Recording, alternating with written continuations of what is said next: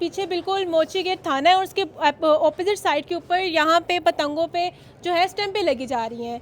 अव्वल तो स्टैंपें लगनी नहीं चाहिए क्योंकि इंक होती है और ये स्कैन नहीं होती, और अगर लगा भी रहे हैं तो ये काम कर रही है नहीं कर रही, ये देख लेते हैं। नहीं, ये काम नहीं कर रही। ये भी आप स्टैंपें लगा रहे थे, हमने कहा चलो क्या लगा रहे, शायद यही काम कर जाए।